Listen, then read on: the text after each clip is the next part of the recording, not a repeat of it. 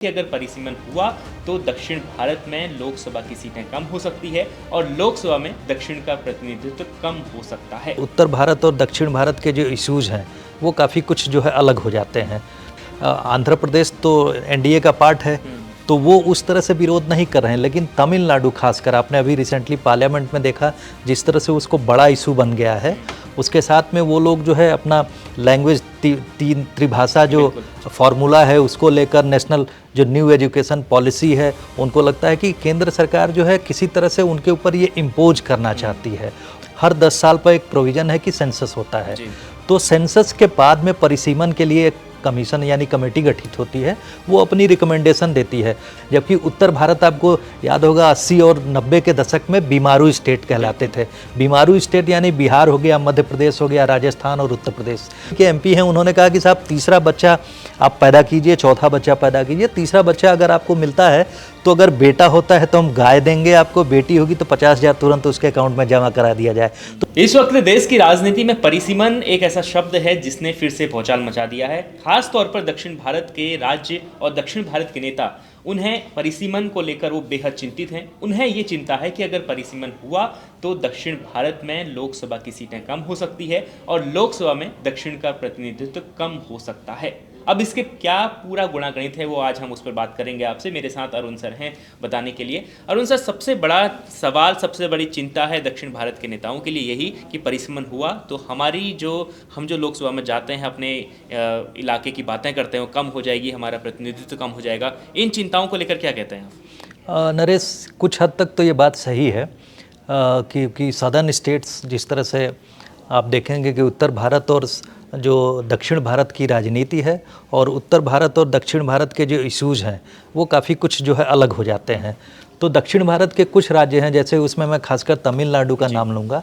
तमिलनाडु, केरला, कर्नाटका और आंध्र प्रदेश और तेलंगाना, यही राज्य जो सदर्न स्टेट्स में आते हैं, जिसमें आप देखेंगे कि आंध्र प्रदेश तो एनडीए का पार्ट है, तो वो उस तरह से विरोध नहीं कर रहे हैं, लेकिन तमिलनाडु खासकर आपने अभी रिसेंटली पार्लियामेंट में देखा जिस तरह से उसको बड़ा इशू बन गया है। उसके साथ में वो लोग जो है अपना लैंग्वेज तीन त्रिभाषा जो फार्मूला है उसको लेकर नेशनल जो न्यू एजुकेशन पॉलिसी है, उनको लगता है कि केंद्र सरकार जो है किसी तरह से उनके ऊपर ये इम्पोज करना चाहती है।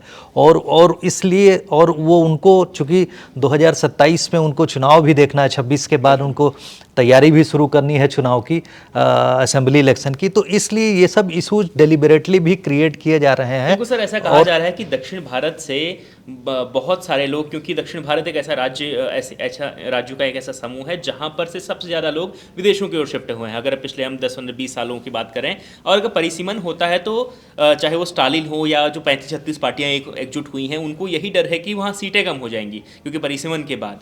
अब ये लोग कह रहे हैं कि अगर परिसीमन होता है तो सीटें कम होंगी, लेकिन अगर केंद्र सरकार परिसीमन कराना चाहे तो विपक्ष कैसे रोक सकता है उसको? देखिए, इसके बारे में मैं कहूँगा कि जैसे स्वतंत्रता के बाद से आपने देखा कि जब हर 10 साल पर एक प्रोविज़न है कि सेंसस होता है, तो सेंसस के बाद में परिसीमन के लिए एक कमीशन यानी कमेटी गठित होती है, वो अपनी रिकमेंडेशन देती है। तो 52 में हुआ, 63 में हुआ, जिस तरह से हुआ। उसके बाद लास्ट में बताऊं कि जो 1971 सेंसस था, उसके बाद में जो 76 में जो है परिसीमन हुआ, और उस समय जो हमारी जनसंख्या निकल के आई 54 करोड़। तो 54 करोड़ की जो जनसंख्या थी उसके अकॉर्डिंग 543 सीट्स का जो है लोकसभा में डिसीजन हुआ, और उसमें आप मोटा मोटी देखेंगे कि 10 लाख जो पर कंस्टिट्यूंसी की पॉपुलेशन के अकॉर्डिंग ये फार्मूला सेट हुआ। तो उसी के अनुसार जो है जो नेतृत्व बना और जिस तरह से रिप्रेजेंटेशन पार्लियामेंट में हुआ वो अभी तक फिक्स हो गया था। उसके बाद से उसको जो है 2002 तक जो है, चूँकि उस समय भी सदर्न स्टेट्स ने ये बात कही थी कि जो हमने जो एफर्ट करके जो है अपनी पॉपुलेशन को कम करना शुरू किया है, और उत्तर भारत में उन पॉलिसीज़ को फॉलो न करते हुए अपनी पॉपुलेशन बढ़ाई है। इसीलिए मैं एक और एग्जाम्पल दूंगा आपको। तो वो उनका मुख्य एक तरह से देखा जाए कंटेंशन हुआ करता था कि साहब हम एफर्ट करके पॉपुलेशन कम कर रहे हैं ताकि डेवलपमेंट में अपनी कंट्रीब्यूशन दे सकें। जबकि उत्तर भारत आपको याद होगा 80 और 90 के दशक में बीमारू स्टेट कहलाते थे। बीमारू स्टेट यानी बिहार हो गया, मध्य प्रदेश हो गया, राजस्थान और उत्तर प्रदेश। वो लोग जो है सदर्न स्टेट्स के कंपेरिजन में ग्रोथ में कंट्रीब्यूट नहीं कर पा रहे थे, लेकिन पॉपुलेशन उनकी ज़्यादा थी। तो उसी पॉपुलेशन का जो इम्बैलेंस हुआ उसकी कीमत सदर्न स्टेट्स कह रहे हैं कि हम क्यों भुगते हैं। उसमें सबसे बड़ा नाम आता है, आप देखेंगे तमिलनाडु का। उनको लगता है कि जो हमने जो है जबरदस्त तरीके से एफर्ट करके अपनी पॉपुलेशन को कंट्रोल किया, उसकी क्या हमको सजा मिलेगी। इसीलिए वो कह रहे हैं कि इसको जो हमारा जो 1971 का सेंसस है उसी को स्टैंडर्ड मान के जो वहीं पर फिक्स कर दिया जाए।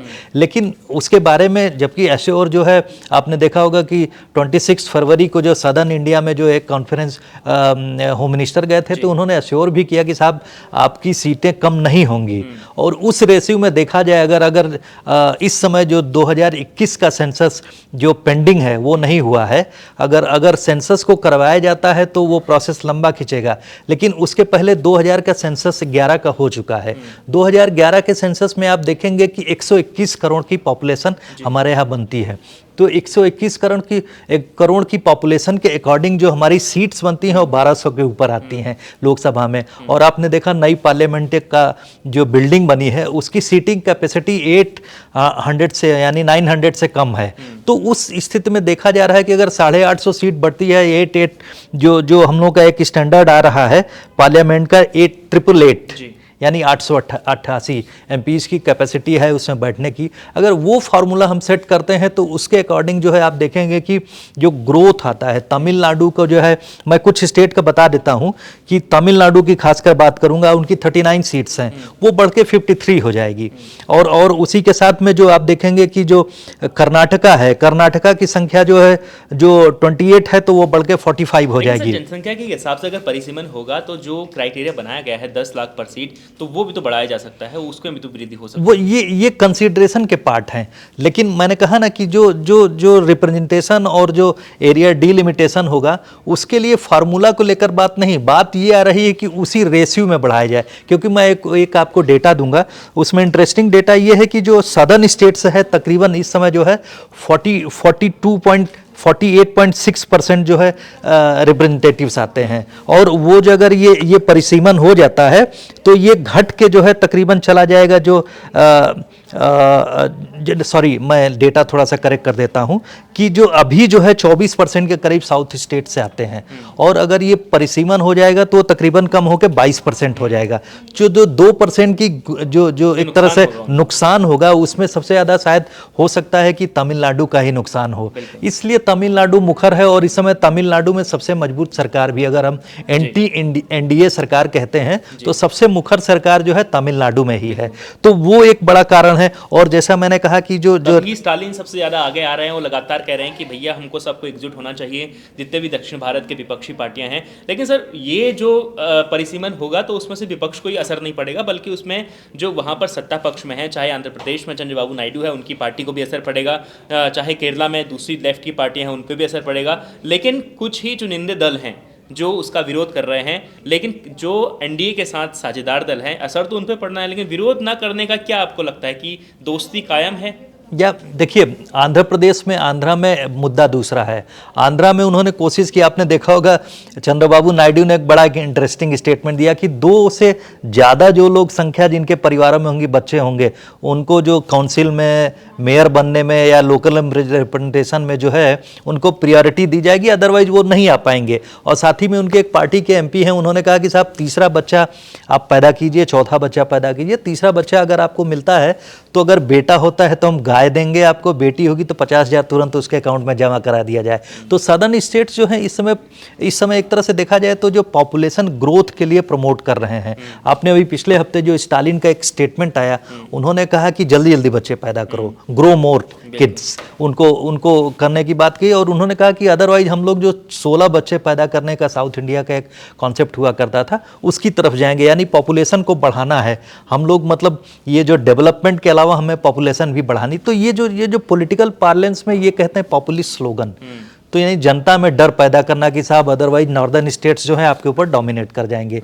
ये पॉलिटिकल मुद्दा ज़्यादा है बनस्पत जो है, जो आप यूँ कहें कि साहब जो है एक तरह से कॉन्क्रीट रीजन, जिसकी वजह से वो लोग सिर्फ, मुझे लगता है कि जैसे आपने देखा होगा कि स्वतंत्रता के आसपास जब हम लोगों को मिली तो उस समय जो लैंग्वेज फार्मूला, लैंग्वेज के ऊपर जो स्टेट्स बने थे उसमें आंध्र प्रदेश हो, तेलुगु डोमिनेटेड केरला हुआ, या फिर ये जो तमिलनाडु उसमें सबसे आगे था। तो केंद्र के साथ बगावत का केंद्र के साथ जो संघर्ष की स्थिति जो है सदर्न स्टेट्स में हमेशा रही है। आपने केरला हो या फिर तमिलनाडु में देखा कि सीएन अन्नादुरई के जमाने से आप देखेंगे कि जो भाषा को लेकर जो है उसके साथ में विवाद रहा है केंद्र के साथ। और फिर से इस समय बीजेपी जो है पूरी तरह से, आपने देखा, मैं आपको एक एग्जाम्पल दूंगा कि प्रधानमंत्री मोदी हो या होम मिनिस्टर अमित शाह, दोनों लोग गुजरात से आते हैं तो उनके लिए गुजराती ज़्यादा इम्पॉर्टेंट है। लेकिन आपने देखा होगा कि दोनों लोग चेस्ट हिंदी के प्रमोशन में या हिंदी, जैसे कि संघ में भी आपने लीडरशिप में देखी होगी, तो चूंकि वो लोग हिंदी को प्रायोरिटी देते हैं,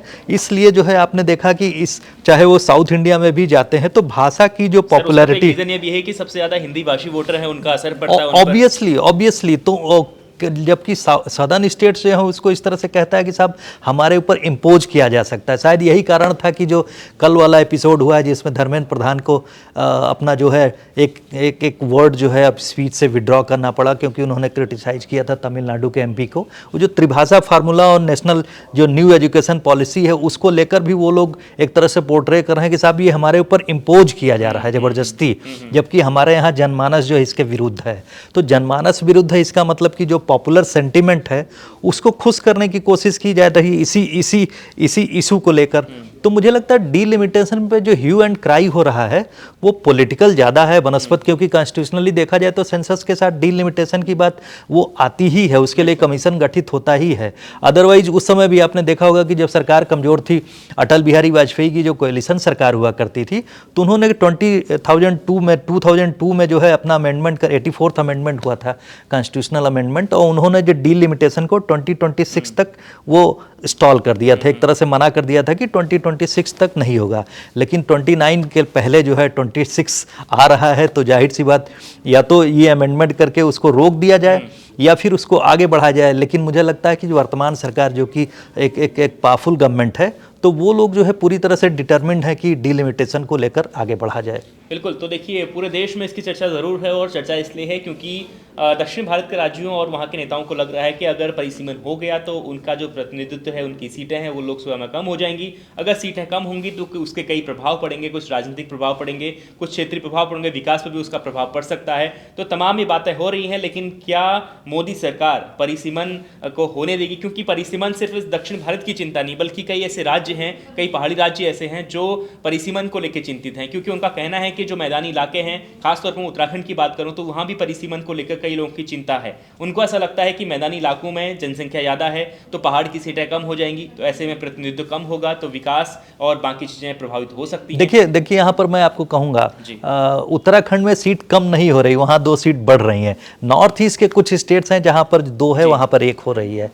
तो ये बात कुछ जगहों की समस्या भी है, लेकिन मेरा कहना है कि ये जो एक कॉन्स्टिट्यूशनल प्रोसेस है उसको लेकर सरकार बढ़ेगी। आपने देखा जम्मू एंड कश्मीर में देखा जाए तो 2 डिवीजन, आपने जो असेंबली इलेक्शन हुआ तो वहाँ पर परिसीमन हुआ था, जम्मू डिवीजन हो या कश्मीर डिवीजन। तो जम्मू डिवीजन में जो है उन्होंने जो है देखा 6 सीटें बढ़ गई थी, कश्मीर डिवीजन में भी पॉपुलेशन ग्रोथ हुई थी लेकिन उन्होंने 1 ही सीट बढ़ाई थी। तो ऐसा नहीं, सरकार जो है मुझे लगता है कि बीच का कोई रास्ता निकालेगी और रेशनली इसको डील करेगी। बिल्कुल। तो फिलहाल तो ये मुद्दा बहुत गर्म है, और ये मुद्दा कहाँ तक जाता है, इस तमाम बहसों के बीच में क्या निष्कर्ष निकल कर आएगा, जब निष्कर्ष आएगा वो भी हम आपको बताएंगे। हमने आपको समझाया कि परिसीमन से क्या लोगों की चिंताएं हैं और इससे क्या असर पड़ सकता है। आपकी किस पर क्या राय है, कमेंट कर जरूर बताएं, और ऐसे ही चर्चाओं को और ऐसे विषयों को जानने के लिए इंडिया.com के साथ जुड़े रहें। आपका बहुत बहुत शुक्रिया। धन्यवाद।